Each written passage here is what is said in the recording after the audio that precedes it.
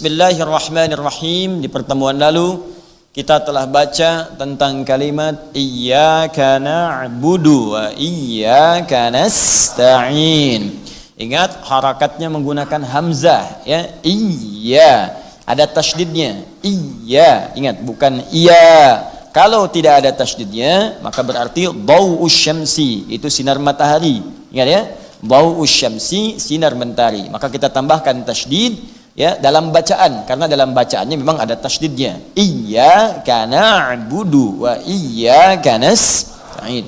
Ini adalah ayat yang kelima di surah Al-Fatihah. Jika Anda ingin dibukakan oleh Allah jenis-jenis kebaikan dalam lingkup kehidupan kita yang luas, baik di rumah tangga, baik di pekerjaan, baik dalam hal rezeki, baik dalam kesehatan, maka pelajarilah surah Al-Fatihah. Bukan sekedar dibaca. Karena banyak orang sekarang baca Al-Fatihah dengan mengharapkan terbuka pintu kebaikan, tapi nggak kebuka-buka. Itu persoalannya.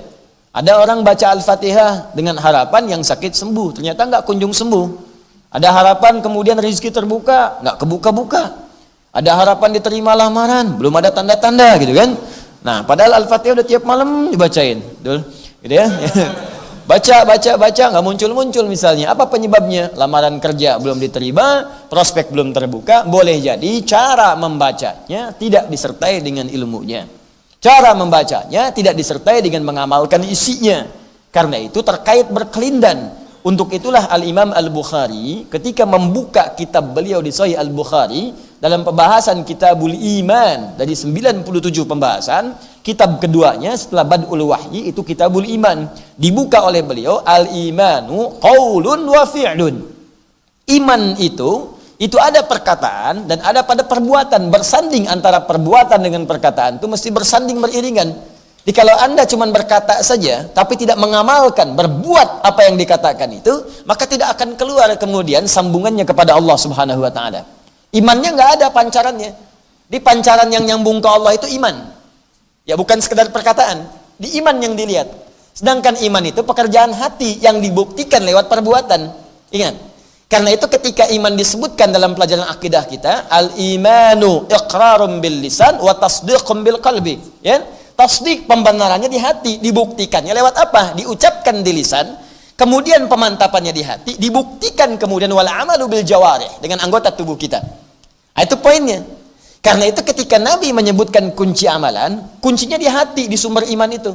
Masih ingat innamal a'malu bin niat. An Abi Hafsin Umar bin Khattab radhiyallahu taala anhu qala. Hadis riwayat Abu Hafs Umar bin Khattab, semoga Allah meridai kepada beliau menyampaikan, qala Rasulullah sallallahu alaihi wasallam, satu kali Rasulullah sallallahu alaihi wasallam memberikan petunjuk kepada kita. Innamal a'mal, innama dalam ilmu nahwu disebut adatul hasri, huruf pembatas. Maksud pembatas itu hukum atau informasi yang disampaikan dalam ayat atau hadis akan diikat dengan kalimat itu saja. Contoh praktek paling gampang misalnya, zakat itu dikeluarkan kepada 8 golongan. Gak boleh keluar dari 8. Nah, kenapa gak boleh keluar? Karena ayatnya dibuka dengan kata innama. Quran surah 9 ayat ke-60. Innama sadaqatu lil fuqara wal masakin wal amilina 'alaiha wal muallafati qulubuhum. Kemudian wa fir riqab wal gharimin wa fi sabilillah wa ibnis sabil. 8. Harus 8 ini aja, gak boleh keluar dari 8. Zakat hanya boleh disalurkan pada 8 golongan. Ustadz, apakah anak yatim? Kan tidak disebutkan di sini. Apakah dia menerima zakat? Tidak. Kecuali kalau yatim itu masuk di 8 golongan ini. Yatim yang fakir boleh dapat kemudian zakat. Yatim yang miskin boleh dapat bagian dari zakat. Tapi kalaupun yatim tak masuk dalam kategori ini, tak bisa dapat zakat.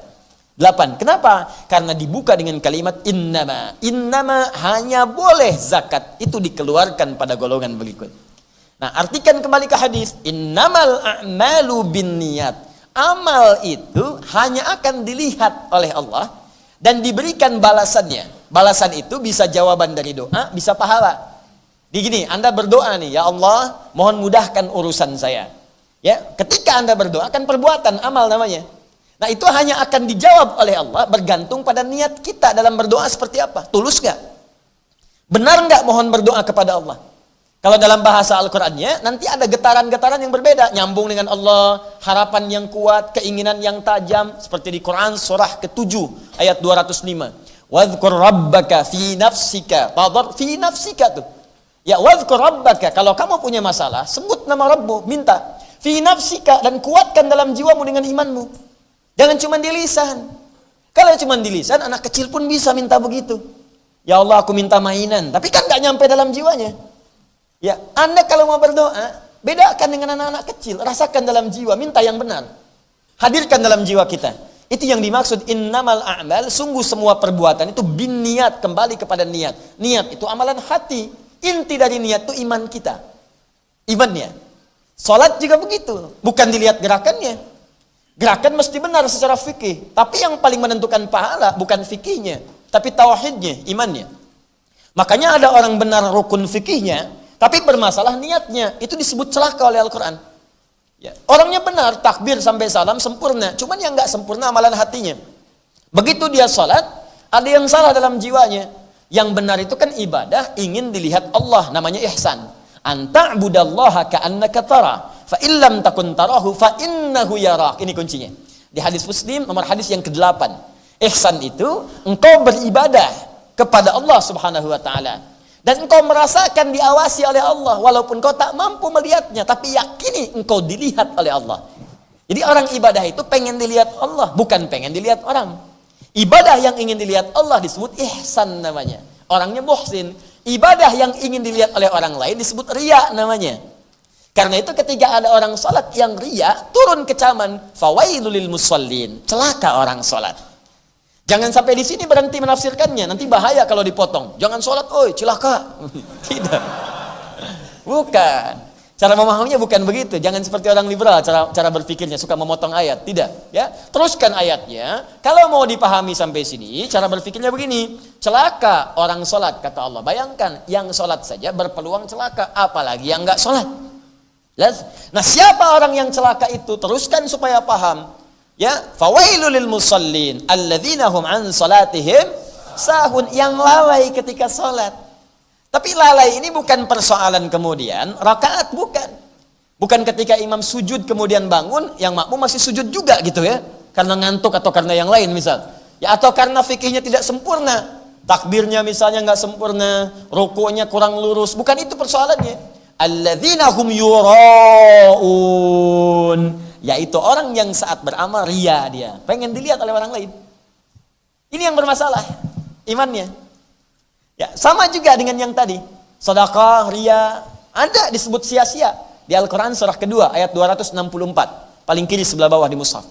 Ya ayyuhalladzina amanu la tubtilu sadaqatikum bil manni wal adha kalladzi yunfiqu malahu ria'an nas. Hei orang-orang beriman, jangan engkau gugurkan, batalkan semua perbuatan baikmu dengan perbuatan yang merusak atau menghancurkan amalan baikmu itu. Apa contohnya? Kalladzi yunfiqu malahu ria'an nas, seperti orang infak yang riya. Tuh. Infak riya itu dianggap enggak ada nilai oleh Allah. Ya, bukan persoalan jumlahnya. Silakan mau 1 juta, mau 2 juta, mau 3 juta, pilih mana? Infak 1 juta riya atau 1000 enggak riya? 1000 ikhlas atau 100.000 riya, pilih mana? 100.000 ikhlas. Waduh. Antum tuh, aduh, kalau dunia pilihnya yang ketiga, kalau akhirat pilih paling kecil ya. 100.000 udah bayang koin lagi kan, supaya ikhlas nggak bunyi. Wah gitu. Ya, 100.000 ikhlas, tapi kalau pilihan tadi 100.000 tidak ikhlas, riya dia. 100.000 begitu mau dimasukin ini dulu. Itu Pak. Ceklik, begini cara beramal, 100.000 masukin, habis pahalanya, nggak ada nilai. Di uang sudah keluar, tapi nilai nggak ada. Sama dengan orang umrah, orang haji, riya, hati-hati. Makanya saya sering katakan, itu maaf ya Bapak Ibu, sholat ibadah fisik, jadi bukan harta, pahalanya ada. Ada 10, setiap dikerjakan 10 nilainya. Quran surah 6 ayat 160. Man jaa'a bil hasanati falahu asyru amthaliha. Infak itu ibadah harta. Paling minimal 700. Kenapa ibadah harta lebih tinggi dari fisik? Kalau fisik semua orang bisa kerjakan. Semua orang. Bahkan ketika fisik terbatas pun masih bisa disesuaikan. Anda nggak bisa terdiri, duduk, sholat. Nggak bisa duduk, berbaring. Sulit berbaring, bergerak. Sulit bergerak, berkedip tuh. Jadi masih boleh sepanjang sadar, silahkan sampai puncak tertingginya dan pahalanya senilai. Nggak bisa berkedip, kita sholatin. Ya, udah puncak terakhir kan? Puncak terakhir. Jadi masih ada, tapi kalau harta nggak semua orang ada. Makanya ketika Anda berinfak, pahalanya lebih tinggi dari amalan fisik. Berapa? 700 paling minimal. Apa dalilnya? Quran surah kedua ayat 261, paling kiri sebelah atas. Mathalul ladzina yunfiquna amwalahum fi sabilillah kamathali habbatin ambatat sab'a sanabil fi kulli sumbulatin mi'atu habbah wallahu yudha'ifu liman yasha wallahu wasi'un alim. Haji menggabungkan harta dan fisik. Mustahil orang haji kalau nggak ada harta. Makanya banyak orang itu haji jual kebunnya, jual tanahnya, ya, nabung dulu untuk berangkat. Gak cukup dengan amin. Gak cukup dengan amin. Semoga antum yang belum berangkat insya Allah ya segera berangkat. Tuh, gak cukup dengan amin. Nabung. Ya, ada nabung, ada persiapan harta dulu. Nyampe sana banyak ibadahnya fisik, tawaf fisik, sa'i fisik, lontar jumroh fisik, mabit fisik di Muna, Muzdalifah, wukuf di Arafah fisik. Yang tarwiyah fisik dan harta. Makanya nggak ada balasan yang sesuai antara ini yang menggabungkan fisik dan harta kecuali harus tingkat paling tinggi. Kata Nabi, al-hajjul mabrur laisa lahul jazaa illal jannah. Haji yang mabrur yang benar itu, yang dilakukan dengan benar, berubah perilakunya jadi baik, maka nggak ada pahala yang setimpal kecuali surga. Makanya jangan sampai tukar surga itu dengan riya. Sekarang banyak yang terjadi. Baru tawaf sudah riya. Subhanallah, alhamdulillah, wala ilaha illallah. Itu banyak Pak Ibu, silahkan aja cek. Nah, itu kita sayangkan. Jadi jika Anda ingin mengucapkan kalimat-kalimat dalam Al-Quran termasuk Al-Fatihah, maka jangan sekedar diucapkan di dalam lisan kita, mesti ada dorongan iman dalam jiwa kita yang mendorong ucapan itu keluar di lisan kita. Kalau benar ucapan ini masuknya lewat iman, isinya dengan iman, maka seketika akan langsung sampai kepada Allah yang maha gaib, yang disambungkan dengan kalimat itu. Iman kan sifatnya gaib, nggak nampak kan, tapi dirasakan. Allah punya sifat gaib, tak nampak sekarang dalam pandangan, tapi terasa semua hasil ciptaannya. Makanya ketika disebutkan kalimat iman pertama dalam Al-Quran, disambungkan dengan kalimat gaib. Al-Baqarah ayat 3, alladzina yu'minuna bil ghaib. Karena itu ketika Anda memohon kepada Allah, mesti dimulai dengan kalimat iman, sambungkan ke lisan, minta kepada Allah Subhanahu wa taala. Sekarang bagaimana cara kita mengaktifkan iman itu sehingga dia hadir dalam setiap apa yang ingin kita lakukan dan kita mohonkan kepada Allah Subhanahu wa taala. Makan pakai iman, minum pakai iman, kerja pakai iman. Nanti saya berikan keterangan ayat dalam Al-Qur'an. Ketika Anda kerjakan karena iman, belum Anda minta, ada yang Allah sudah berikan kepada orang-orang itu. Iyyaka na'budu wa iyyaka nasta'in. Jika seseorang ingin dibuka oleh Allah segala peluang-peluang kebaikan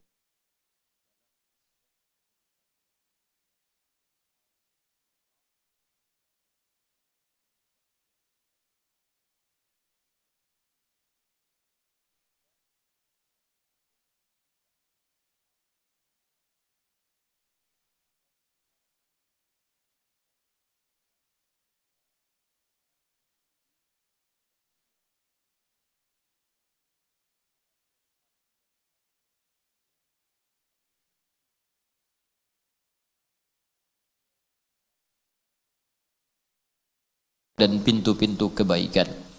Kita akan mulai teruskan pada pembahasan dan hikmahnya dan turunan pembahasan tafsirnya setelah kita kaji nilai bahasa dari kalimat iyyaka na'budu.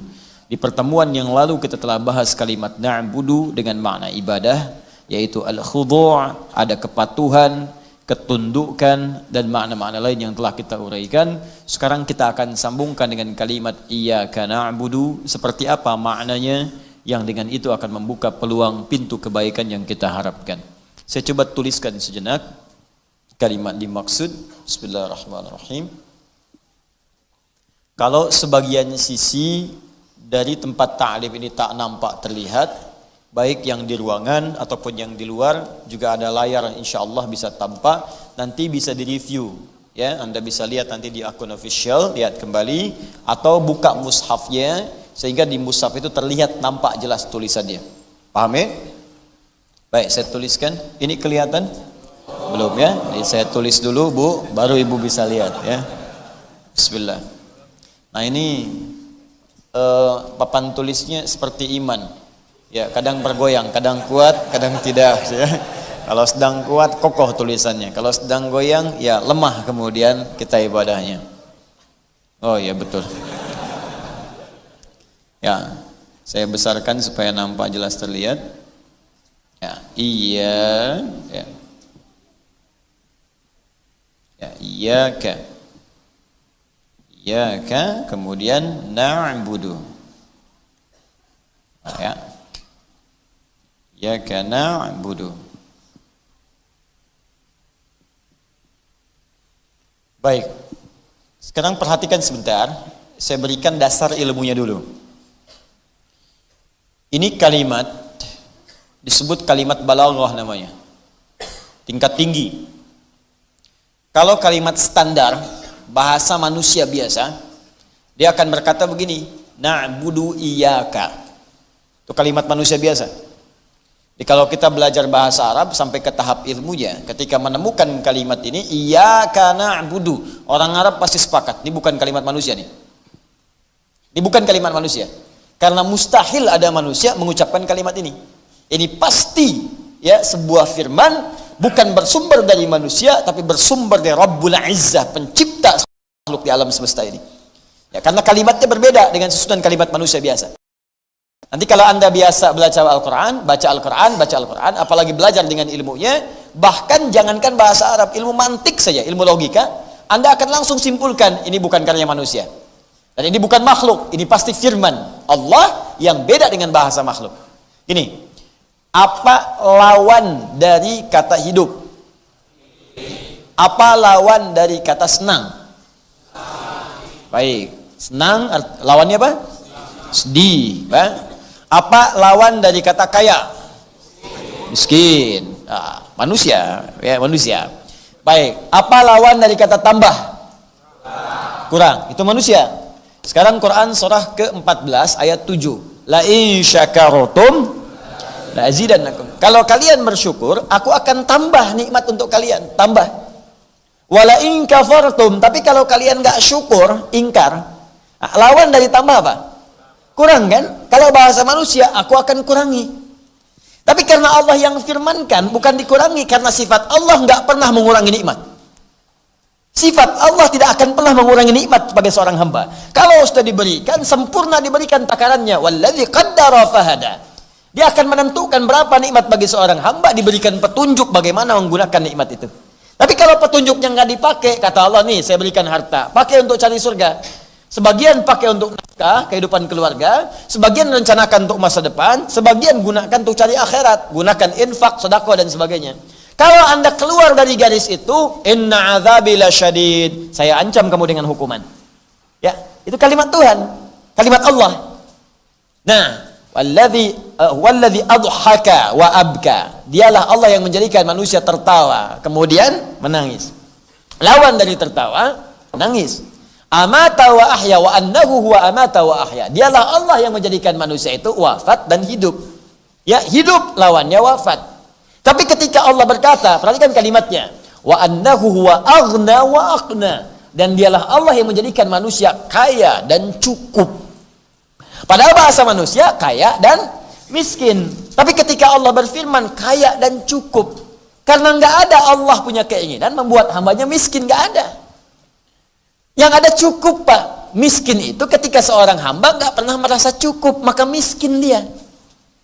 Ini orang miskin itu bukan orang nggak punya. Orang miskin itu orang yang ketika diberi nggak pernah merasa cukup. Tabungan ratusan miliar, aset banyak, rumah mewah, mobil melimpah, masih korupsi.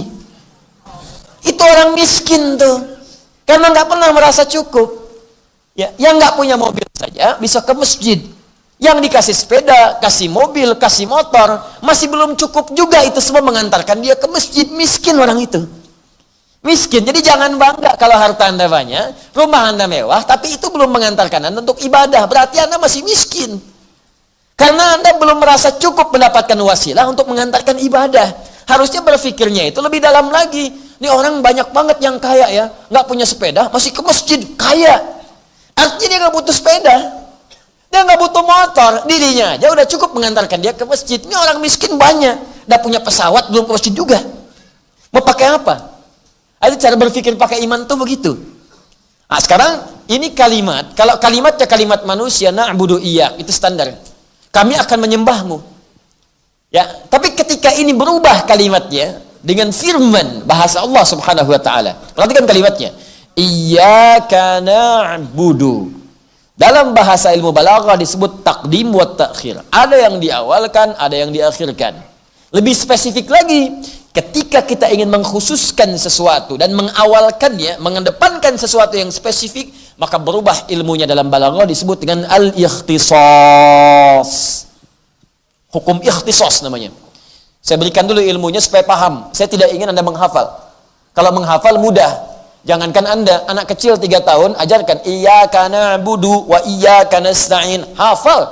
4 tahun hafal Quran. Ya, jangankan menghafal, maaf, untuk mengulang kalimat mudah. Jangankan manusia, beo Anda ajarin iyyaka na'budu wa iyyaka nasta'in. Diulang sama dia. Iyyaka na'budu wa iyyaka nasta'in, iyyaka na'budu wa iyyaka nasta'in. Tuh. Jadi kalau cuma ada yang bisa bacain 17 kali sehari dan nggak paham artinya, nggak bisa mengamalkan, kalah sama beo dia. Paham? Ya. Halo? Ya, ingat, coba bedakan antara manusia dengan kalau beo cuma diulang-ulang, ya kana abudu, ya kana nasta'in, ya kana abudu, ya kana nasta'in, kita tidak baca dengan ilmunya untuk menunjukkan bahwa anugerah ayat itu diberikan untuk mendapatkan keistimewaannya. Nah, ini rumus pertama, yang ini disebut ikhtisas namanya, al-ikhtisas. Awas, ini penting saya ajarkan ilmu ini supaya kita paham cara bacanya bagaimana. Ikhtisas. Ikhtisas itu hanya mengkhususkan satu hal pada satu objek saja dan tidak memberikan peluang pada yang lainnya. Hanya mengkhususkan satu hal pada satu objek saja, ini saja, yang lain tidak. Jelas ya? Jadi kalau ada ilmu ikhtisas di al-balaghah, di balaghah, artinya hanya yang ini saja, yang lain tidak. Gak berlaku bagi yang lain, satu saja, tidak ada yang lainnya. Nah, jadi ketika Anda mengatakan iyyaka, didahulukan iyyakanya sebelum na'budu, perhatikan, seakan-akan Anda ingin mengatakan saya khususkan seluruh ibadah saya. Mau sholat saya, hati-hati, mau baca Al-Quran saya, mau puasa saya, mau semua jenis ibadah saya, bahkan hidup saya, mati saya, hanya untukmu saja ya Allah. Khususkan pada Allah saja, bukan pada yang lain. Inna salati wa nusuki wa mahyaya wa mamati lillahi rabbil, hanya untuk Allah saja. Maka kalimat singkatnya dahulukan, kedepankan kalimatnya, buat dengan lafaz yang sangat singkat. Iyyaka, ka-nya menunjuk kepada Allah. Ini hanya untukmu saja ya Allah, tidak yang lain. Nah, jadi kalau kita ingin beribadah, lihat baik-baik ini. Kalau kita ingin kerjakan apapun ibadah, maka diingatkan oleh Allah pertama kali, kunci dari semua ibadah itu adalah tujukan semuanya hanya untuk Allah saja. Puncakkan semuanya, apapun yang kita kerjakan. Kalau sudah paham ini, kunci yang ini, baru kita bicara tentang definisi ibadah. Apa itu ibadah? Dan bagaimana menjadikan semua ibadah ini karena Allah saja. Ketika Anda jadikan semua ibadah karena Allah, maka akan terbuka semua pintu-pintu kebaikan yang kita inginkan itu. Jadi banyak orang mengerjakan yang ini, tapi gagal dalam memahami yang ini. Padahal ini kuncinya. Nah, sekarang kita turunkan. Yuk, nanti kita praktek di ayat-ayat Al-Qurannya. Misal, jenis ibadah itu doa. Kita sudah ambil doa kan? Nah, misal, di antara makna ibadah, doa. Doa itu bagian dari ibadah. Ad-doa. Ya. Bahkan secara bahasa, doa itu nama lainnya ibadah. Ya, kalau Anda mengaji Sahih Al-Bukhari, kemudian Anda masuk ke Kitabul Iman, pada hadis bagian nomor 2, paling kiri sebelah atas, ada pembahasan ad-du'a'u wal iman. Iman itu intisarinya ada pada doa. Doa itu bagian dari intisari iman. Kemudian di bawahnya ad-du'a'u fil lughati al-ibadatu. Yang dimaksud dengan doa itu secara bahasa adalah ibadah.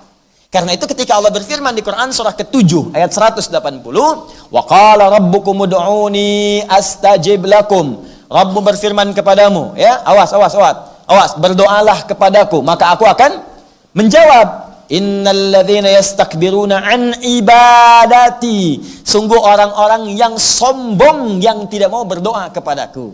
Berdoa di sini menggunakan kata ibadah. Yastakbiruna an ibadati. Orang-orang yang sombong enggak mau berdoa kepadaku. Doa di sini disebut dengan ibadah. Innal ladzina yastakbiruna an ibadati. Ibadah. Fokus. Tahan. Nah, sekarang yuk kita lihat. Bukankah doa itu Anda ingin meminta sesuatu? Bukankah dalam doa Anda ingin memohon sesuatu?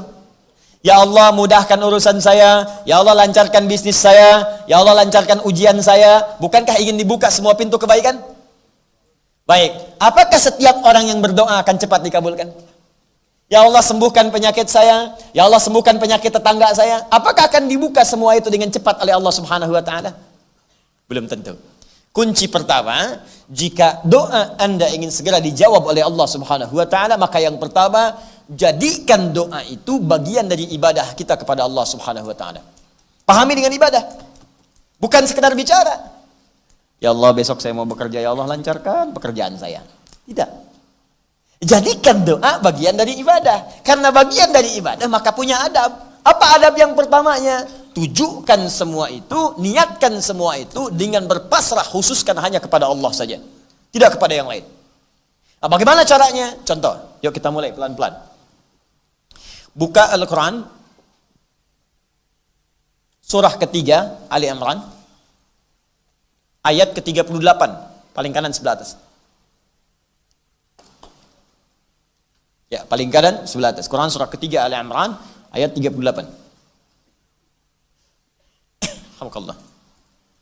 Hunalika da'a Zakaria rabbah qala rabbi habli min ladunka dzurriyyatan thayyibah innaka sami'ud du'a. Perhatikan, kita akan praktek hukum ikhtisas di sini. Rumus kalau kita ingin berdoa. Ini kan rumus umumnya, jadikan ibadah kita semua hanya karena Allah saja, gitu kan? Jadikan ibadah kita semua hanya karena Allah saja. Kalau kita lakukan semua ibadah karena Allah, maka Allah akan cepat memberikan apa yang ingin kita harapkan. Contoh, apa bentuk ibadah yang pertama? Contoh pertama, doa. Ya, doa adalah bagian dari ibadah. Dalilnya tadi, firman Allah, wa qala rabbukum ud'uni astajib lakum innal ladzina yastakbiruna an ibadati. Ya, Allah berfirman, ayo berdoa kepada saya, aku akan jawab. Di setiap kita berdoa, Allah pasti jawab. Sungguh orang-orang sombong itu yang enggak mau berdoa kepadaku. Doa di situ disebut dengan ibadah. Yastakbiruna an ibadati. Nah, sekarang fokus baik-baik. Ya Allah, saya ingin berdoa kepadamu. Ingin ibadah. Masuk dalam kategori na'budu. Bagaimana cara memohonnya supaya apa yang kita mohonkan itu cepat dikabulkan? Maka rumus Al-Fatihahnya, jadikan doa itu dengan sifat ikhtisas. Bagaimana praktek ikhtisas itu? Cari kalimat-kalimat, cari kemas kalimat-kalimat, kata-kata yang menunjukkan di untayan kalimat itu semua permohonan tujuannya ke Allah saja, bukan kepada yang lain. Apa contohnya? Kita ambil Al-Quran surah ketiga ayat 38. Di sini kisah Nabi Zakaria alaihi salam. Bagi yang kisahnya serupa, silahkan amalkan. Boleh jadi ditampilkan dalam Al-Quran sebagai bimbingan kepada kita. Kalau punya situasi serupa, jangan cari doa yang lain, pakai doa yang ini. Yang sama persis dikisahkan di situ. Nanti ada doa orang sakit, doa pengen sukses dalam bisnis ada, doa untuk keturunan ada. Nah, sekarang kita lihat ya. Nabi Zakaria, saya sedikit pelankan.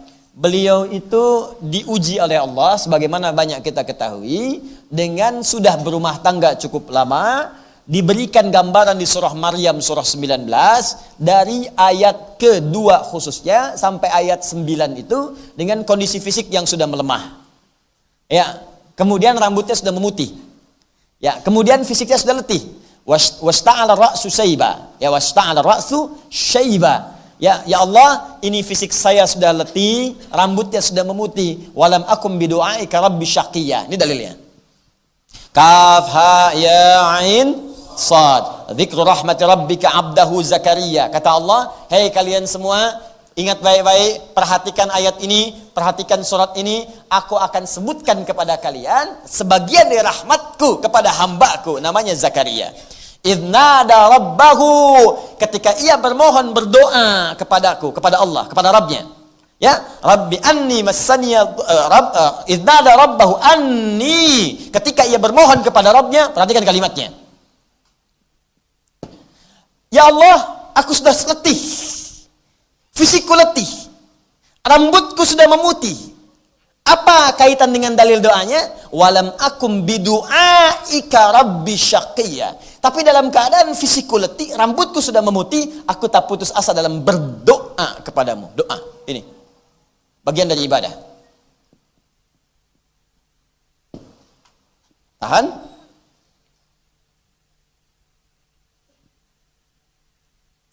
Rabbi inni wahanal azmu minni. Ya Allah, tulang-tulangku sudah mulai letih nih. Ya.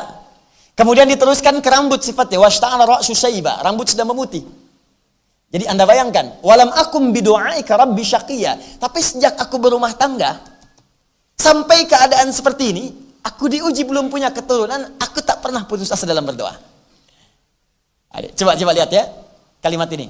Bapak Ibu sudah berumah tangga, dari rumah tangga sudah menikah, maaf ya, rambut masih hitam, belum dikasih keturunan, sampai rambut sudah putih, fisik sudah letih, artinya sudah sepuh, ya.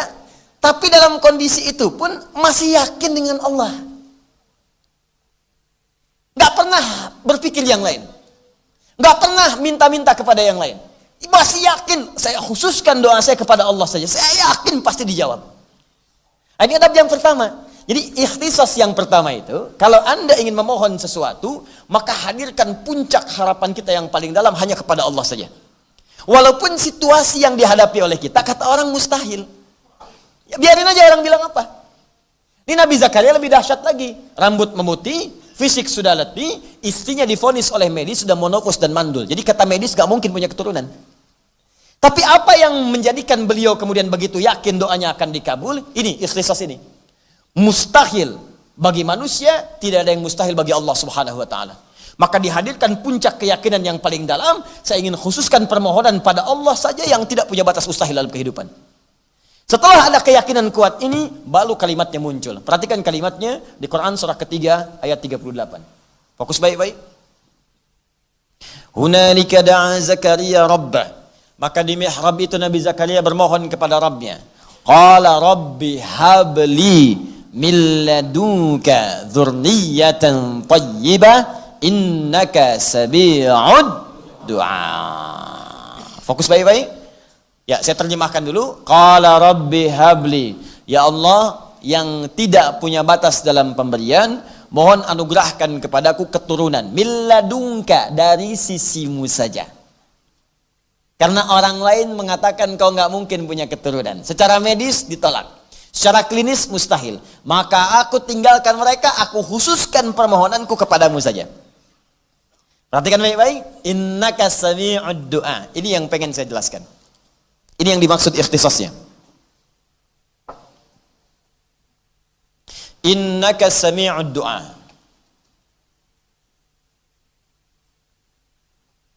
Innaka sami'ud du'a. Kenapa ini Pak Bu ya? Saya kotakin ya. Innaka sami'ud du'a. Perhatikan bagaimana cara menerjemahkan kalimat ini dengan kalimat yang sangat indah. Terjemahan yang sangat menyentuh. Ini kalau orang baca bahasa dengan orang Arab, baca kalimat seperti ini dalam sekali maknanya. Bapak Ibu sekalian, perhatikan baik-baik.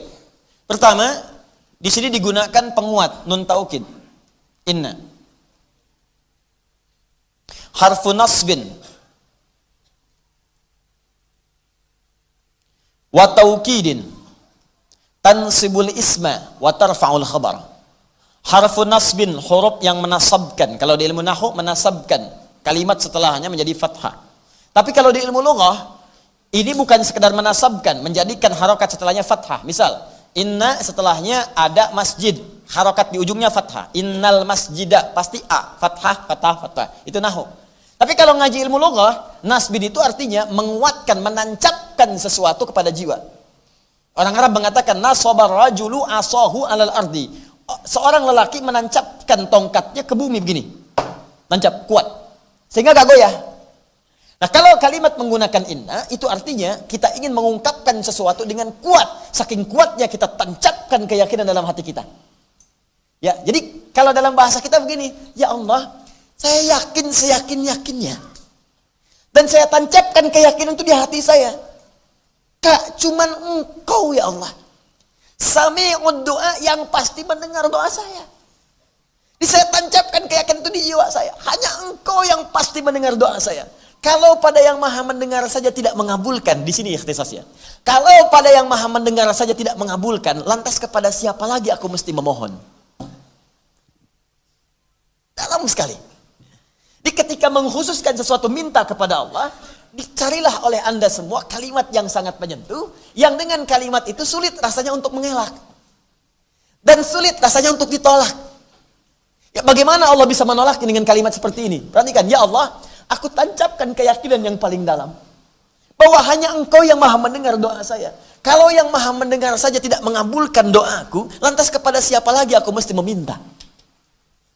Kalau dengan segenap keyakinan ini aku sudah memohon, belum Kau kabulkan juga, tolong tunjukkan kepada aku ya Allah, dengan cara apa lagi aku mesti memohon kepadamu? Cari kalimat itu. Jadi kalau Bapak Ibu perhatikan bahasa-bahasa Al-Quran, itu para Nabi dan Rasul itu sering mencari kalimat-kalimat dan penjabaran dari makna ikhtisas ini. Sering. Banyak sekali. Contoh, buka Quran surah ke-21 Al-Anbiya. Ayat ke-83 sampai 84. Kisah Nabi Ayub. Ya, kenal Nabi Ayub? Tidak. Awas, hati-hati. Ibu kenal Bu? Tidak. Nabi Ayub apa ujiannya? Sakit. Ya, sakitnya itu tidak seperti sakit zaman orang-orang sekarang atau bahkan sejak Nabi Muhammad SAW diutus. Beliau pernah sakit, tapi Allah menurunkan tentang kisah Nabi Ayub. Seakan ingin mengatakan Muhammad SAW kamu sakit, ada yang lebih parah dari kamu penyakitnya. Dalam keadaan sakit pun dia tidak mengeluh, tapi menancapkan keyakinan dalam jiwanya, Allah pasti akan menyembuhkan penyakitnya. Awas Bu ya Pak ya, kunci pertama itu yakin dulu. Inna, taukid, nasab, yakinkan. Jadi kalau Anda berdoa nggak yakin, tak akan dikabul Pak. Bu, tak akan dikabul. Ya Allah, mohon ya Allah, jadikan aku bisa mendapatkan tender besok ketika tender ya Allah. Itu pun kalau Engkau yakin ya Allah, aku jadi baik. Kalau tidak terserah Engkau yang akan jadi. Ya Allah, besok aku akan lamaran. Mohon ya Allah, lembutkan hati kedua orang tuanya agar menerima lamaran yang aku sampaikan. Itu pun kalau menurut Engkau, dia yang terbaik untukku. Minta yang yakin doanya. Istighfar dulu, ta'aruf yang baik, minta yang baik, minta dengan penuh kekuatan. Ya Allah, anugerahkan kesembuhan kepadaku ya Allah. Sekarang kita lihat bagaimana Nabi Ayub memohon. Lihat baik-baik. Quran surah ke-21 ayat 83. Wa ayyuba, pakai fathah. Yuk ngaji pakai ilmu nahwu, dipakai ilmunya. Wa ayyuba, Allah tidak mengatakan wa ayyubu wa ayyubi. Padahal mubtada di awal kalimat itu pasti rafa. Mubtada di awal kalimat pasti rafa, alamatnya dhammah. Tapi karena ataf, orang berkata, Ustaz ini ataf, wawunya ikut kepada huruf sebelumnya, makanya fathah. Bukan seperti itu juga. Kalau kita pakai ilmu lughahnya, apalagi lughatul Quran, wa ayyuba, fathah itu sesuatu yang terbuka. Kalau ada informasi dibuka oleh Allah menggunakan fathah, maka cara menerjemahkannya adalah wa ayyuba, dan sekarang aku akan buka kisah Ayub alaihissalam.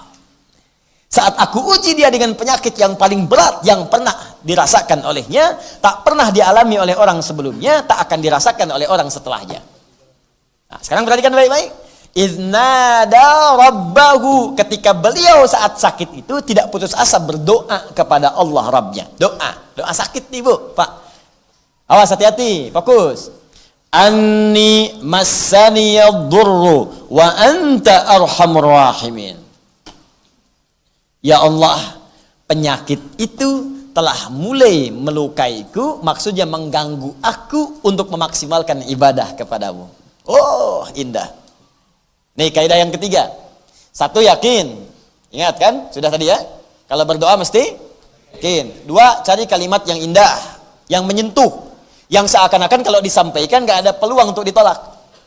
Yang ketiga, lihat sini, niatkan apa yang kita mohonkan untuk menguatkan ibadah kita kepada Allah.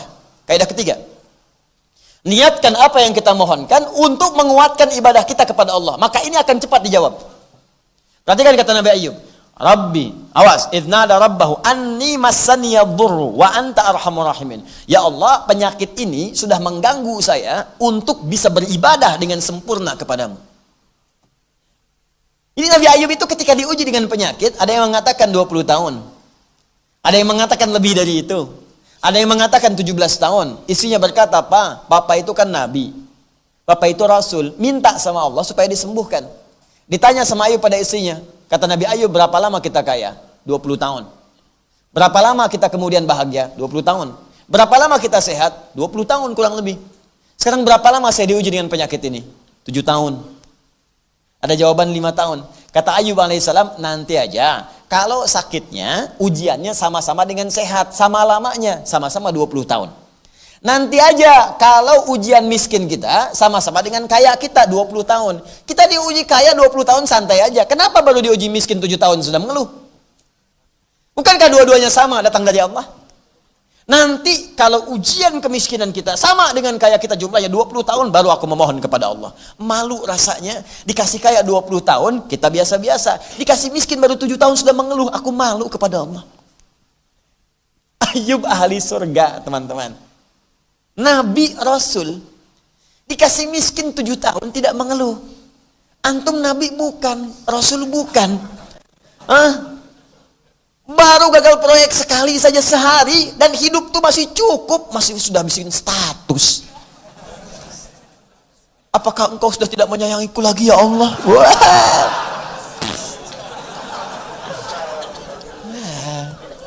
Nah, ini kadang-kadang yang seperti ini mesti kita keluarkan untuk kita tahu gitu, untuk kita paham.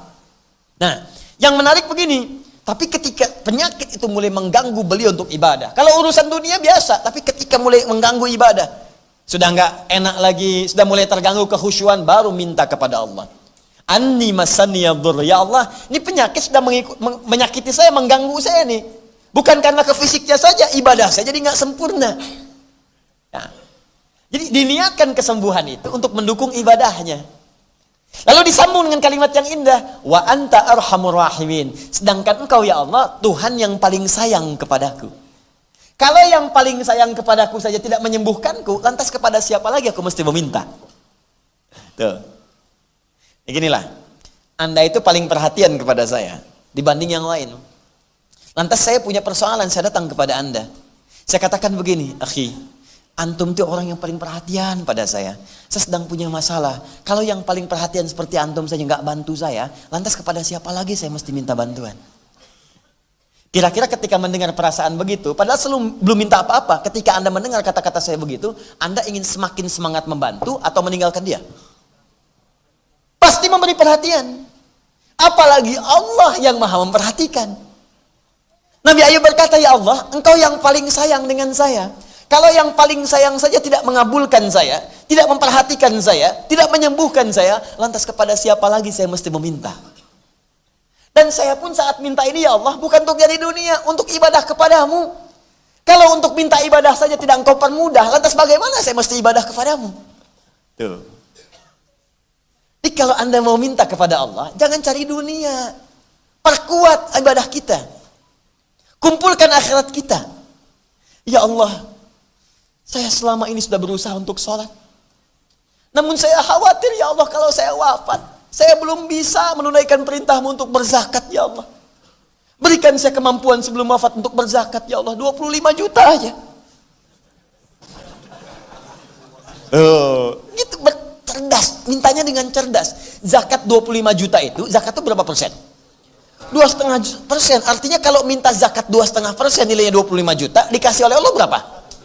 1 miliar Joni. Banyak. Jadi Allah itu ngasih kita 1 M 25 juta pakai buat zakat. 975 jutanya ayo. Pakai buat zikir, bangun rumah, ya, buat diisi sholat. diisi ibadah. Gitu caranya. Udah mulai dicatat tuh. Caranya begitu. Dikala antum minta untuk dunia saja, iman antum di mana? Sebab yang minta rumah juga banyak. Non muslim aja minta. Yang gak beriman aja minta. Apa bedanya? Ya Allah, saya menginginkan semua orang sadar bahwa nikmat itu bersumber darimu.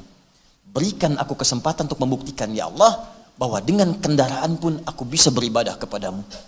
Ya Allah, mohon ya Allah, mudahkan aku untuk mendapatkan motor itu. Supaya aku gunakan untuk ke ta'lim. Aku gunakan untuk sholat subuh. Itu. Besoknya dikirim NMAX. Pakai itu. Nggak nanggung. Kadang-kadang ada yang minta motor dikasih mobil, ada. Ya, ada yang minta mobil kasih sepeda, ada. Itu lebih banyak. Lebih banyak.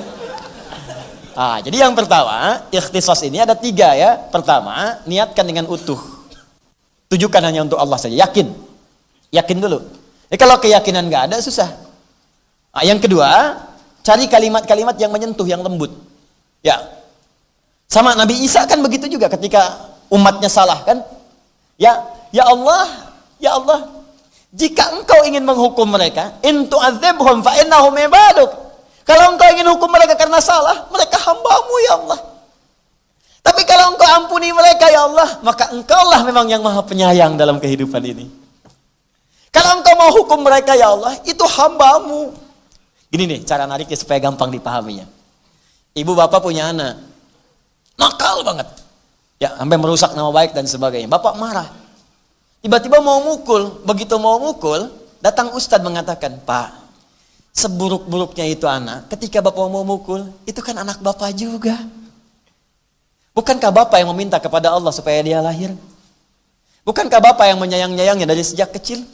Bukankah bapak yang menggendong-gendongnya dan menghalangi setiap orang yang ingin menyakitinya? Apakah apa yang bapak kerjakan selama puluhan tahun ini hanya bapak gunakan untuk memukulnya? Apakah tangan yang pernah membelayanya itu akan anda gunakan untuk memukulnya? Pak, seburuk-buruknya anak itu anak bapak juga. Apakah anda kemudian akan memukulnya? Nah, jangan nakal ya.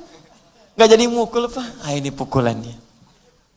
Ya, Papa takut ketika tangan itu mulai mengenai pipimu, Papa akan ditanya oleh Allah Subhanahu wa Ta'ala, kenapa engkau lukai titipan yang aku telah titipkan kepadamu? Maka kalau Papa nggak pukul kamu hari ini, itu artinya doa Papa supaya kamu bisa memudahkan hisab Papa di akhirat nanti. Jangan lakukan lagi ya. Bantu Papa, nggak minta apapun. Papa cuma pengen ketika menghadap Allah dipermudah hisab kita di hadapan Allah Subhanahu wa Ta'ala. Demi Allah dia berubah Pak. Daripada kita keluarkan kata-kata yang tidak berkenan. Ngapain kamu kesini? Oh bukan anak saya. Lantas anak siapa? Paham ya? Nah ini sekarang Nabi Isa minta kepada Allah, umatnya luar biasa ini. Perilakunya udah wah susah lah. Kalau dalam bahasa Spanyol itu baragajul. Susah diatur. Ini itu nggak bisa diatur lagi. Tapi kata Nabi Isa apa? Ya Allah, intu adzibhum, kalaupun kau mau azab dia, fa innahum ibaduk, mereka itu hambamu ya Allah. Engkau yang ciptakan. Apakah engkau menciptakan seorang hamba hanya untuk diazab? Indah kan kalimatnya? Tapi kalau engkau ampuni mereka ya Allah, karena memang engkau punya sifat penyayang, maka hamba mohon, kalau kalimat bebas itu begini, ya Allah, hamba mohon ya Allah, anugerahkan sifat sayangmu kepada mereka sebelum engkau keluarkan azabmu untuk mereka. Kalau sayang sudah turun, azab gak mungkin keluar. Paham? Karena rahmat Allah itu kalau sudah turun, maka akan mengalahkan azabnya. Jika rahmat Allah sudah turun, azabnya gak akan muncul, sudah ditutup. Itu kalimat yang indah. Makanya kalau mau minta sama Allah, cari kata-kata yang menyentuh, 2. Yang ketiga, niatkan tadi untuk ibadah. Jelas ya? Kalau anda niatkan semua pekerjaan untuk ibadah, doa untuk ibadah, minta saat sakit, minta sembuhnya untuk ibadah. Minta sembuh untuk ibadah. Ya Allah, hamba mohon. Orang mengatakan hamba gak akan pernah sembuh. Orang mengatakan ginjal hamba tinggal sebelah. Orang mengatakan penyakit hamba mustahil sembuh. Ya Allah, saya ingin tunjukkan kepada mereka bahwa ada engkau yang tidak punya batas dalam menyembuhkan hambamu. Ya Allah, berikan hamba kesempatan untuk membuktikan kuasamu ya Allah, bahwa dengan sembuhnya hamba akan tunjukkan kepada mereka bagaimana nikmatnya ibadah di masjid. Bagaimana nikmatnya menghafal Al-Quran, ya Allah. Dan hamba ingin wafat dalam keadaan beribadah kepadamu untuk menunjukkan kepada mereka betapa kuasanya engkau kepada setiap hal yang engkau kehendaki. Minta. Ya, kalau cuma ya Allah sembuhkan saya. Jangankan Anda, beo pun kalau dilatih bisa. Bisa. Coba. Ya, ada jemaah haji itu udah divonis secara medis. Ini susah Pak, tinggal ngitung waktu aja. Hitung waktu. Enak banget.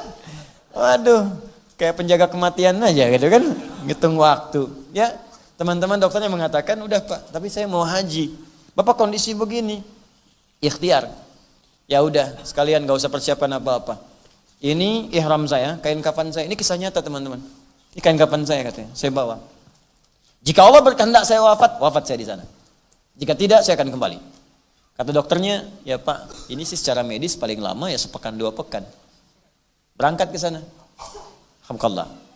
Haji Indonesia kan tamattu dulu. Jemaah kita kan, tamattu itu umrah dulu baru haji. Jadi ada 3 jenis. Ya, ada ifrad, haji saja tanpa umrah.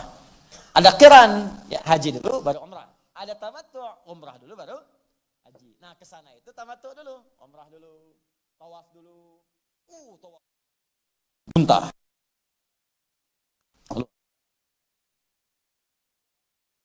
Di Arafah. Istirahat, capek, boleh lelah. Masuk kemudian ke puncak haji, wukuf. Baru dimulai wukuf, udah lebih dari sepekan di Mekah. Belum meninggal juga katanya. Wukuf lagi, biasa. Muzdalifah, kuat lagi, muntah lagi, keluar darah lagi. Sampai kemudian di Mina pun, di Muna saat mabit, kan ada 2 kan, nafar awal, 2 hari 2 malam di situ tinggal, dengan nafar tsani, yang kedua, gelombang kedua, nafar akhir. Di 3 malam di situ, 3 hari di situ.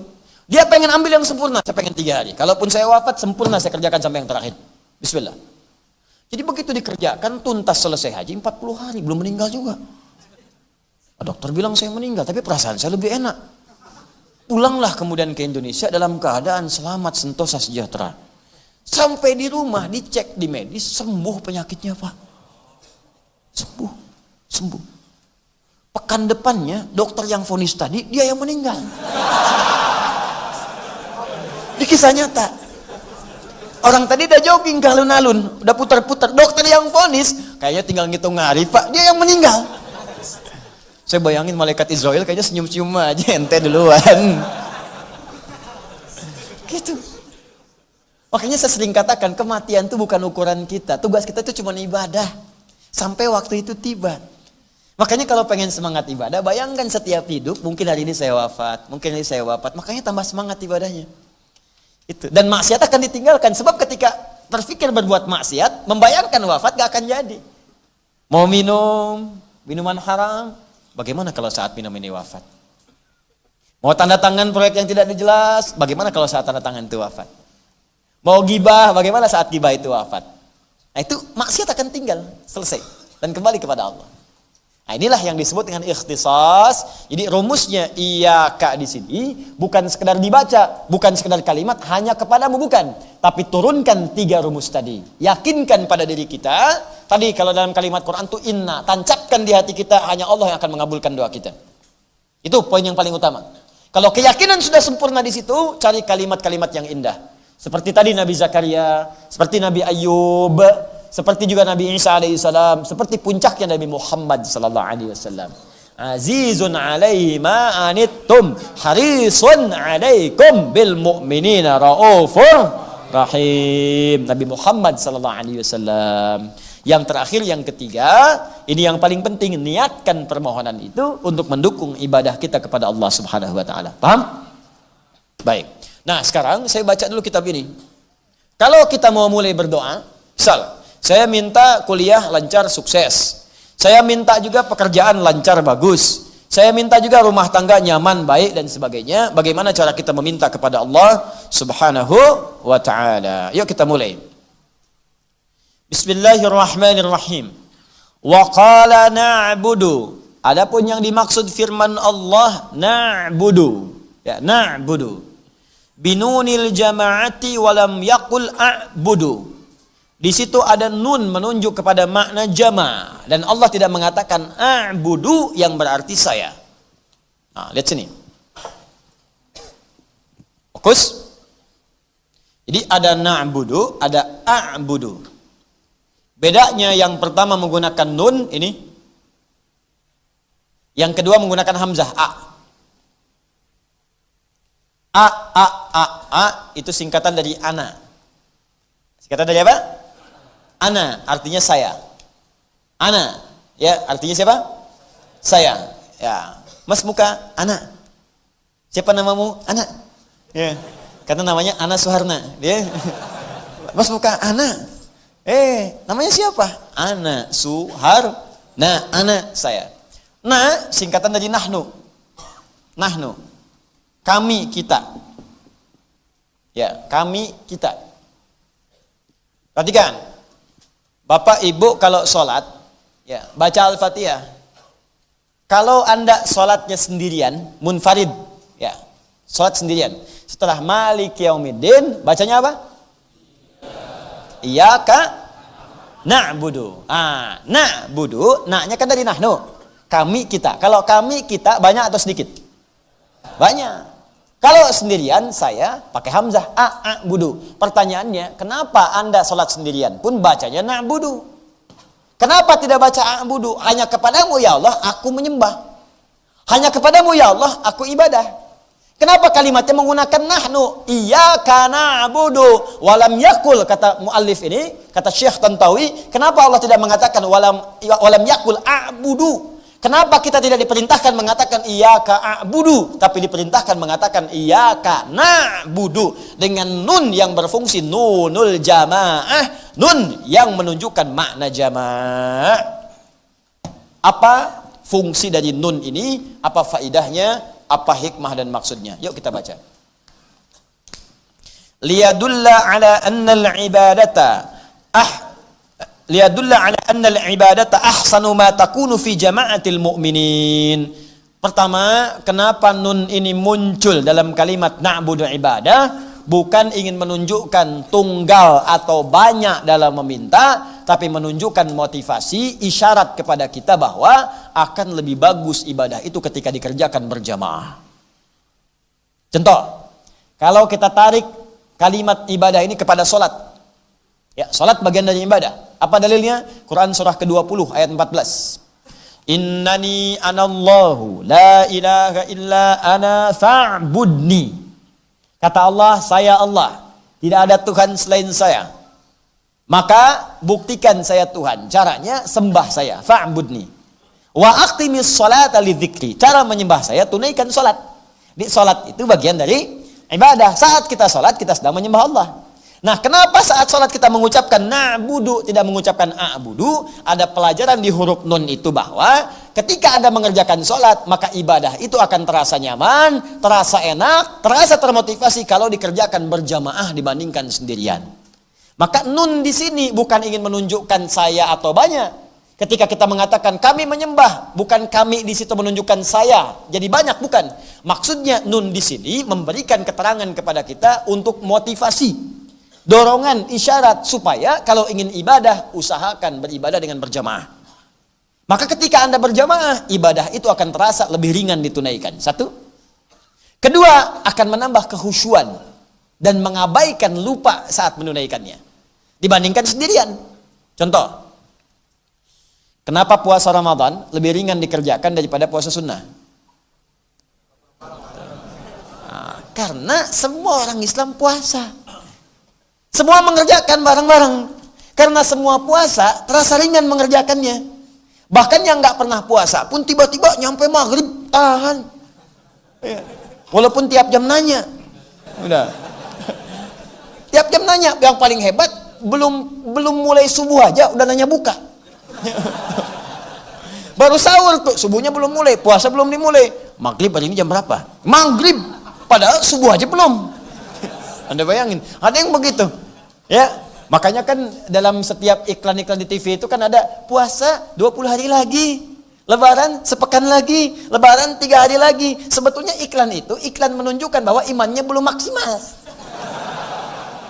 Puasa belum tuntas dan nunggu lebaran. Ya.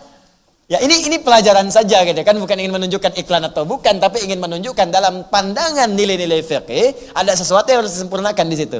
Jelas ya? Abis ini pasti iklan itu hilang tuh. Nah, dibalik ke sini.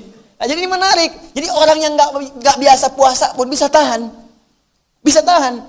Bahkan tatkala dia nggak tahan pun dia coba sendiri-sendiri, minggir dulu dari orang, gitu kan? Ya, pura-pura dulu masuk kamar, gitu kan? Tuh, saya mau wudu lagi, wudu lagi tuh. Padahal kumur-kumur pakai sirup, gitu kan? Coba. Ya. Ya, tapi dia coba tunaikan dan dia malah nggak enak kalau buka. Dia coba lagi. Ya. Saya 3-4 tahun lalu lah, ada kawan saya cerita tuh dari satu daerah. Preman nggak biasa puasa, Ramadan puasa, tobat puasa dia. Dan dia coba tahan itu, bisa enak puasanya karena orang lain pun semua puasa. Siang-siang ya dia jalan kan, ada warung buka tuh. Warung buka, jiwa premannya muncul kan, langsung datang gebrak meja. Woi katanya, siang-siang buka, hargain orang puasa. Kaget yang punya warung tuh. Wih, tumben begini. Ya. Tumben. Kalau mau buka ya tutup pakai tirai katanya kan, tutup dia pakai tirai kan. Nah, begitu dong, bagus katanya. Dia keluar dari tirai itu. Lihat kanan kiri, masuk lagi. Es teh manis 1 Pak. Es teh manis. Es teh manis 1 nih. Ya. Sedangkan puasa sunnah itu nggak mudah dikerjakannya. Nggak mudah. Karena begitu Anda mau puasa, yang lain makan. Kan akhirnya kan pakai jurus undangan. Ya. Jurus undangan kan kalau diundang boleh buka. Ya, pahalanya kan ada. Makanya orang mau puasa sunnah itu disamain sama puasa undangan. Jadi begitu undangan kan buka langsung, ya. Baik, atau tanya hari ini ada berjamaah enggak? Makanya nggak mudah puasa Senin, puasa Kamis, nggak mudah. Kenapa? Karena dikerjakan sendirian. Tapi kalau Anda ingin jadikan itu mudah, maka bikin grup di situ. Ya. Makanya persaudarakan. Ini kan boleh jadi yang datang ke sini itu dari daerah yang sama. Ya. Ada yang dari BSD, Tangerang, bareng-bareng. Daripada 1-2 orang sama-sama berangkat. Kenalan di sini, mungkin satu daerah yang sama. Besok-besok pesan mobil yang sama berangkat, ya kan? Ada yang BSD Bekasi gini, Tambun, Bekasi sonoan dikit ya. Ambung. Penuh dengan harapan kan? Ya, Pelita Harapan, Duta Harapan sampai ujung Harapan paling jauh sana. Harapan Indah kan sampai ujung sana. Mungkin dari sana sama-sama kompak bareng-bareng. Habis itu praktekkan untuk taklimnya, bikin grup tahajud sama-sama. Malam disetting alarm, bangunin yang lain. Akhi, yuk kita siapkan jadi ahli surga, kontak yang lain. Muncul tahajud call. Siapkan cita-cita, satu kelompok itu pengen menghafal Quran, sebulan target 1 juz dalam sebulan misal. Targetkan, bareng-bareng saling ingatkan. Akhi antum sampai mana? Antum sampai mana? Ketemuan yuk di Masjid Anu kita mau rajaah. Ayo, berangkat. Ya, mulai untuk sedekah. Akhi kita target yuk, ukhti target yuk. Bulan ini kita sedekah. Ayo saling support, share dan seterusnya. Sedekah bareng-bareng.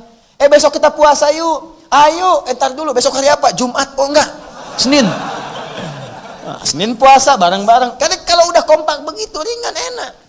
Dan yang satu pun triggernya muncul. Jadi kalau dia nggak puasa nggak enak juga. Asalnya begitu. Lama-lama jadi kebiasaan. Lama-lama kebiasaan, jadi enak, kepake. Itu caranya. Jadi kalau kita ingin mudah, maka kerjakan ibadah dengan berjamaah. Ini yang dimaksud nun di sini. Ya, iyyaka na'budu. Bahkan dalam ibadah pun, walaupun kita ingin kerjakan dalam hal berjamaah. Yang kedua, ibadah berjamaah itu bisa menjaga kekhusyuan dan bisa mencegah dari lupa. Anda sholat sendirian, sholatnya emang subuh cuma 2 rakaat. Ketika Anda lupa jadi 3 rakaat, siapa yang ingatkan?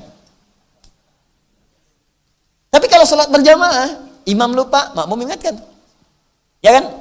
Begitu mau bangkit lagi, subhanallah. Ya kan? Oh, lupa. Diam. Ya kan? Salah bacaan, di belakang diingatkan. Ya. Inna atoina di belakang. Bukan itu maksud saya. Inna fatahna. Udah. Ya, batal berjamaah. Jadi enak. Imam ada yang kurang, makmum ingatkan. Kalau makmum lupa pun tersempurnakan gerakan imam. Nggak sedikit Pak, ingat Ibu, nggak sedikit ketika kita sholat atau makmumnya sholat, boleh jadi makmum yang lupa. Ketika imam bangun lagi, ternyata baru 1. Naik lagi, dikira 2. Ada pernah kejadian, imamnya mungkin ingat, makmumnya lupa. Ketika imam ingat, makmum terbawa, tersempurnakan. Imamnya lupa, makmum ingat, maka makmum kemudian menyempurnakan keadaan imam. Disitulah saling mengingatkan. Jelas ya? Baik, yuk baca lagi sebentar. Masih ada waktu? Sebentar lagi ya, sebentar lagi. Bismillah. Kemudian walil isy'ari bi annal mu'minin al mukhlasin yakununa fi ittihadihim Allahu akbar. Ini yang paling indah. Wa ikhaihim bihaitsu yaqumu kullu wahidin minhum fil hadits an syu'unihim adh-dhahirah wa ghairi adh-dhahirah maqama jami'ihim. Allahu akbar. Nun ini punya fungsi yang kedua. Selain menggambarkan kita, memotivasi untuk menunaikan ibadah dengan berjamaah supaya ringan dikerjakan, maka nun ini pun memberikan isyarat kepada kita untuk menguatkan persaudaraan. Berjamaah, bersaudara, jangan hidup sendirian. Makanya katanya di sini disebutkan, bahkan dalam hadis, dalam perkataan pun, doa pun, banyak di Al-Quran menggunakan na. Untuk menunjukkan kepada kita, jangan cuma sendirian yang pengen, yang lain pun mungkin menginginkan hal yang sama. Dan Allah itu maha luas pemberiannya. Allah maha kaya, bukan cuma Anda saja, yang lain pun bisa diberi. Dan jangan sampai punya perasaan, kalau yang lain dapat, Anda akan berkurang. Tidak, Allah itu maha luas nikmatnya. Makanya hampir semua doa dalam Al-Quran, hampir semua. Saya katakan hampir karena ada yang spesifik. Hampir semua doa dalam Al-Quran menggunakan na. Untuk menunjukkan sifat berbagi kita dalam berdoa. Walaupun cuma doa. Nih, doa sapu jagat apa? Nah, Rabbana atina fid dunya wa fil akhirati wa qina adzaban. Rabbana atina fid dunya hasanah. Ya Allah, berikan kepada kami, kami, semua yang baik di dunia. Apa cuman Anda aja yang pengen yang baik? Jangankan Anda, istri Anda juga pengen yang baik. Suami ibu pengen yang baik, anak-anak pengen yang baik, tetangga pengen yang baik. Baik bagi Anda belum tentu cocok bagi yang lain, karena itu kalimatnya umum. Karena itu ketika berdoa, mintakan kepada Allah dengan boleh jadi apa yang Anda dapatkan yang lain pun dapat, walaupun bentuknya bisa berbeda. Ya, sama-sama pengen kendaraan, Allah berikan Anda mobil, dia mungkin motor, karena yang cocok bagi dia motor. Atau sebaliknya, dengan doa Anda itu, kalimat-kalimatnya akan muncul kebaikan pada kita. Rabbana atina fid dunya hasanah, bagi Anda proyek, bagi dia lulus dalam ujian, mungkin. Jangan pelit dalam berdoa lah. Ya, jangan soleh sendirian. Karena yang lain pun pasti menginginkan nilai-nilai kemuliaan. Waqina adzabannar, jauhkan kami dari neraka ya Allah. Yang pengen bebas dari neraka bukan cuma Anda saja, yang lain pun sama. Maka doa akan diadab dalam Quran. Ya ini, aduh ya Allah, astagfirullah. Mudah-mudahan dijauhkan dari kita. Ya, saya sering menyaksikan nih fenomena sekarang ini, kok banyak orang tuh menginginkan orang lain berbuat buruk gitu. Apa Anda pengen orang masuk neraka? Bahkan dalam doa diajarkan, kalau perlu kita punya adab, jangan sampai ada teman kita masuk neraka. Ini mudah sekali berikan vonis pada orang. Ente bid'ah, ente kafir, ente gini. Ini pelaku bid'ah itu sesat itu dekat dengan neraka. Apa Anda pengen orang ke neraka? Sebetulnya yang menyebutkan neraka itu Nabi atau Anda yang pengen dia ke neraka? Pernah ada orang mau ngebom orang tuh. Terus datang ke ahli tafsir, Syekh namanya. Saya pengen ngebom karena itu tuh. Banyak pelaku maksiat di sana. Kata Syekh, kalau ente ngebom, di sana kemudian meninggal, masuk apa mereka semua? Masuk neraka katanya. Pertanyaan saya, yang pengen mereka masuk neraka, ente atau Nabi? Apakah Nabi pernah menginginkan umat masuk neraka? Tidak kan? Jadi yang pengen mereka masuk neraka itu ente atau Nabi? Diem orang itu. Alih-alih engkau kemudian melakukan keburukan pada mereka, kenapa engkau tidak dakwahi mereka dengan kebaikan? Pertama, engkau bangun malam doakan mereka supaya taubat. Kedua, dakwahi, ajak mereka. Engkau tidak akan dihisab dengan hasilnya, tapi engkau akan diberikan pahala dengan ikhtiar yang telah engkau kerjakan. Anda nggak bisa merubah orang untuk jadi baik, teman-teman. Tapi ikhtiar kita itu yang mendatangkan pahala. Bukan hasil yang Allah lihat. Ibu, kalau ibu mengharapkan hasil, ibu akan banyak kecewa pada anak, Bu. Yang diminta itu ikhtiarnya. Kita kalau diminta mengharapkan hasil, kita nggak bisa merubah orang, Pak, Bu.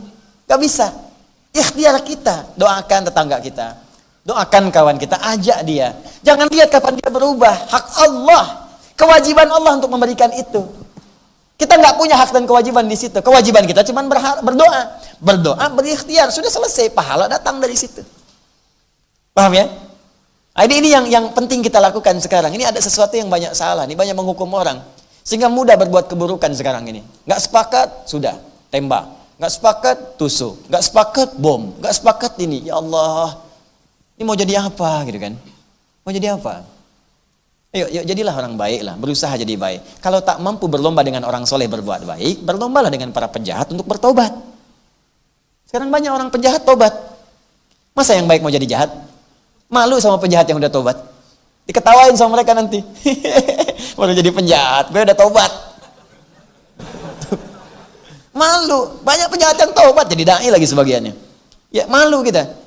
Jundub bin Junabah, pembegal, tobat jadi dai, meriwayatkan hadis. Diketawain nanti. Sekaligus ditangisi. Jelas ya? Nah, kemudian yang terakhir, ini fittihadihim, supaya mereka bersatu. Nah itu, ittihad, bersatu, jangan pecah. Makanya saya sering katakan, Nabi itu mengajak pada persatuan, bukan perpecahan. Ya, menjalin persatuan dan kesatuan. Jadi menjalin persatuan, nyatu. Wa'tasimu bihablillah, nyatu dengan tali Allah, bersatu.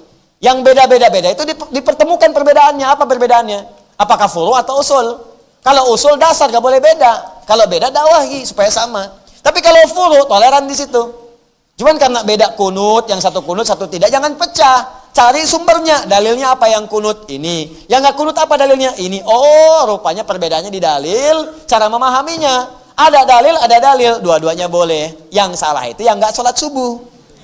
Itu selesai. Jadi kalau ada imamnya kunut, ayo udah aminkan aja. Allahumma hadina fiman hadait. Amin. Sudah. Karena fungsi makmum mengikuti imam. Nah, kalau ada imam enggak kunut, ikuti juga. Samiallahu liman hamidah rabbana walakal hamd. Langsung Allahu akbar langsung. Dan saat imam salam enggak usah kemudian sujud sahwi. Udah. Selesai, sudah tuntas dengan itu. Sama juga kalau imamnya kunut, makmum mengaminkan. Kata Syekh Utsaimin begitu. Begitu imamnya kemudian berkata, Allahumma hadina fiman hadait. Amin, katakan amin. Perkara tangan ngangkat atau tidak, ikhtilaf. Mau ngangkat silakan, tidak silakan. Jelas. Tapi Anda katakan amin karena ikut imam. Hadisnya apa? Innama ju'ilal imamu liyutamma bihi fa qiraatul imam qiraatul makmum. Adapun imam itu dijadikan imam untuk diikuti. Jangan sampai imam sujud Anda ruku. Jika imamnya kunut, Anda aminkan. Amin. Allahumma hadina fiman hadait. Bid'ah. Itu gimana? Jelas ya? Nah, gitu caranya. Jadi saya tuh suka sedih gitu kan. Karena di situ kadang saya merasa sedih ya. Jadi nggak sedih gitu kan. Orang ngaji Al-Quran, ngaji Sunnah. Habis itu kok pada terpecah gitu. Terus fungsi naknya di mana? Ini ahli tafsir udah yang bilang loh. Ahli tafsir, nak budu itu supaya bersatu, jangan pecah. Ente tiap hari baca iyyaka na'budu itu 17 kali. Iyyaka na'budu, ya Allah saya komitmen untukmu, ya Allah kepadamu kami menyembah, kami ingin bersatu ya Allah, kami bermohon kepadamu ya Allah, kami bersaudara ya Allah. Kami semua berjamaah pengen menyembahmu, berjamaah pengen nyembah untuk bersatu. Nun ittihad, ya nun ukhuwah, nunul ikha, nunul tauhid, nunul jamaah. Tapi habis itu saling mencela, kan aneh gitu. Itu ngaji apa? Coba tunjukkan pada saya. Tafsir mana yang Anda bahas? Quran mana yang Anda baca? Jangan-jangan ngaji Quran, tapi salah pemahamannya. Ini dalilnya benar loh. Dalilnya yang benar. Pemahaman ente terhadap dalil yang salah.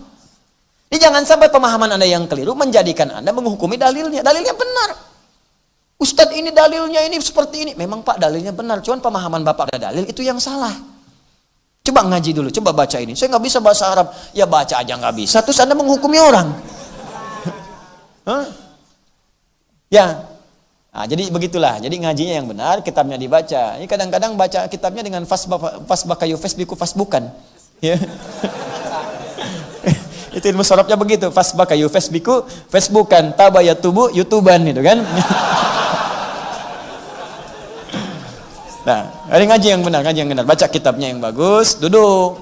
Kalau beda duduk, lihat dalil. Anda ada dalil, orang lain punya dalil. Jangan paksakan dalil Anda kepada dalil orang lain. Kalau bisa sama-sama didudukan, amalkan. Walaupun beda dalam cara melakukannya, tapi dalilnya ada tuntunannya. Itu dalam fikih dipahami sebagai kemudahan dalam menunaikannya.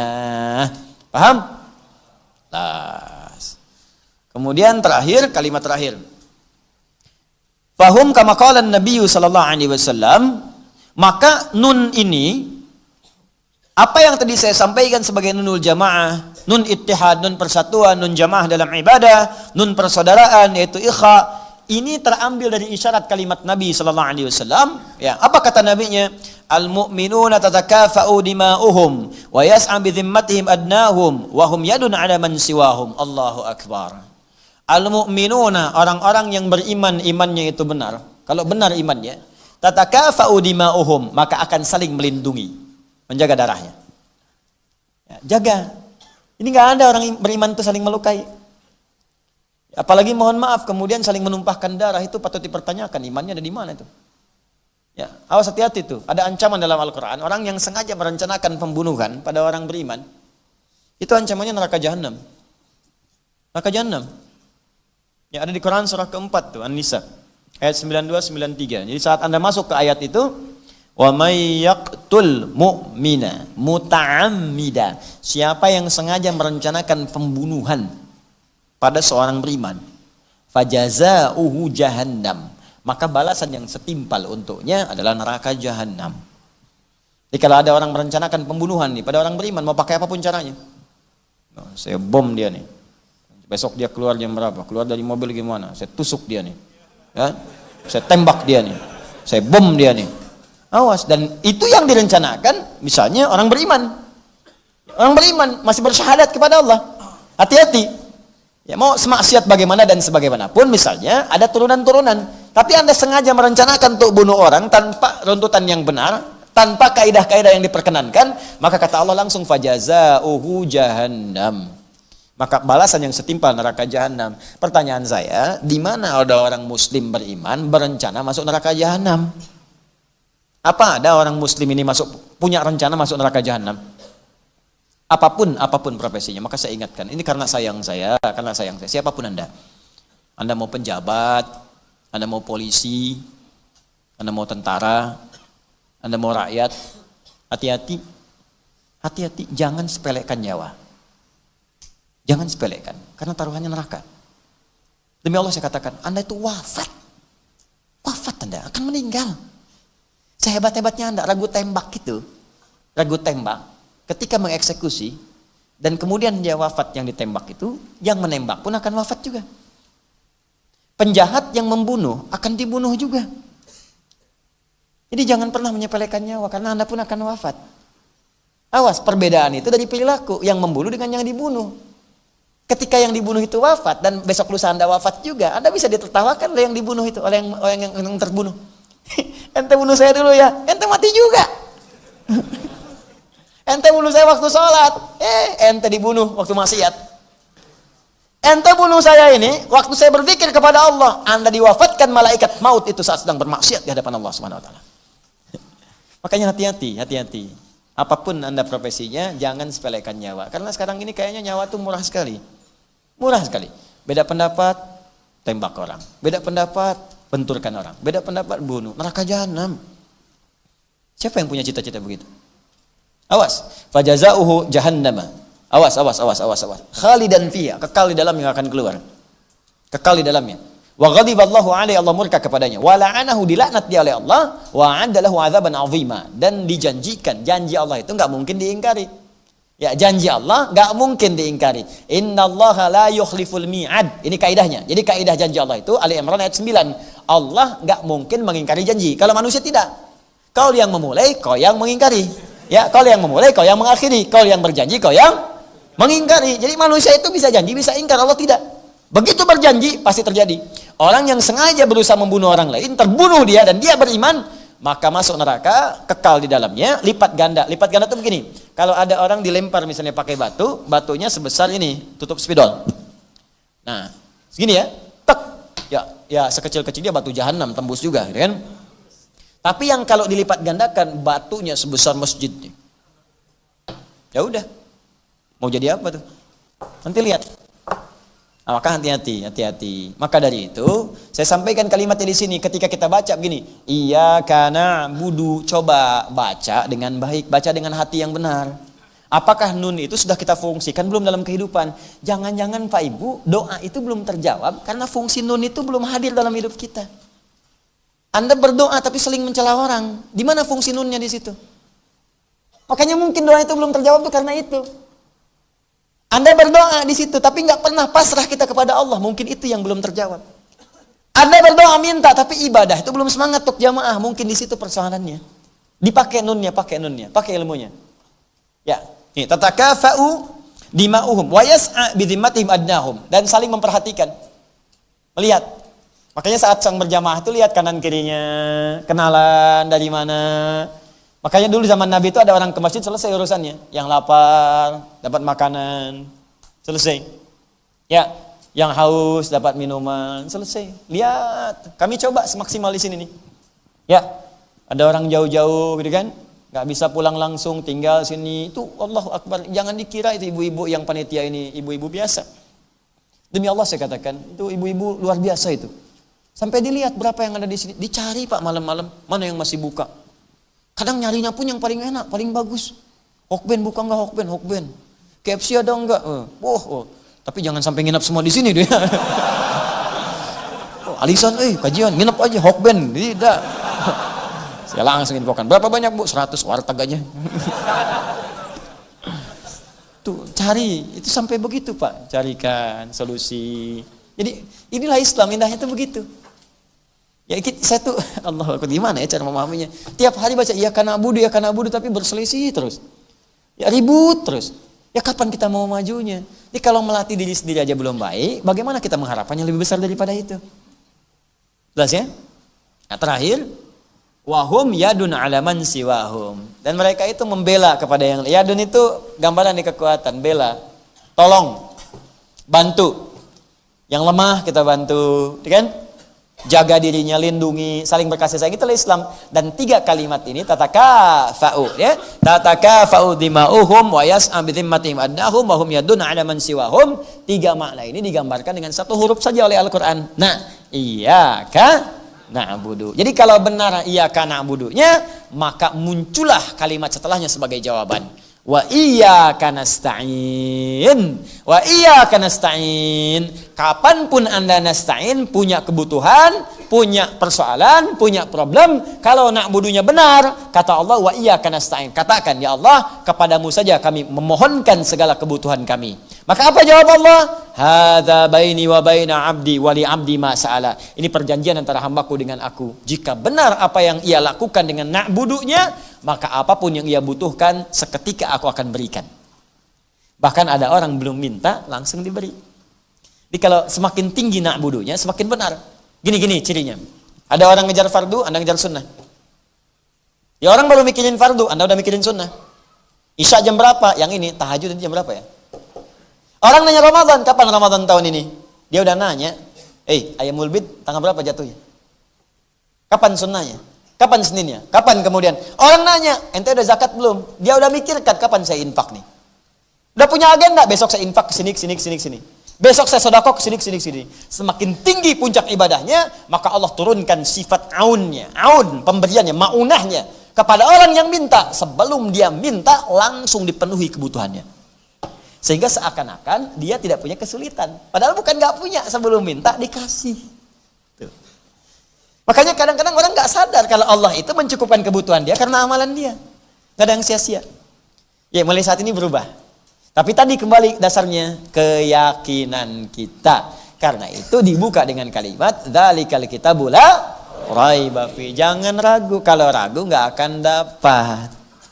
Ya itulah tafsir dari kalimat iyyaka na'budu wa iyyaka nasta'in. Yang saya sampaikan di akhir tadi dikutip oleh penulis buku ini, wa quddimatil ibadatu 'alal isti'anati li kauni al-ula wasilatan ila tsaniyah wa taqdimul wasail sababun fi tahsilil matalib wa liyadulla 'ala annahum la yastaqilluna bi iqamatil ibadat bal inna 'aunallahi ta'ala huwal ladzi yuyassiru lahum adaaha. Kenapa diawalkan na'budu dibandingkan dengan nasta'in? Kenapa diawalkan? Karena kata penulis kitab ini, kata mufassir Syekh Tantawi, karena ibadah itu wasilah untuk mengabulkan apa yang kita mohonkan. Karena itu wasilah, maka wasilah harus didahulukan dibandingkan dengan hasil.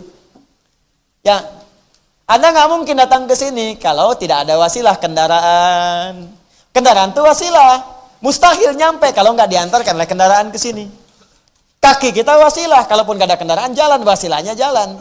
Maka wasilah untuk dijawab permohonan kita, mohon itu nasta'in. Ya Allah minta, wasilahnya apa? Ibadah. Kalau nggak pakai ibadah, mustahil dikabulkan. Karena itu didahulukan ibadah, karena itu wasilah untuk mengabulkan apa yang kita mohonkan.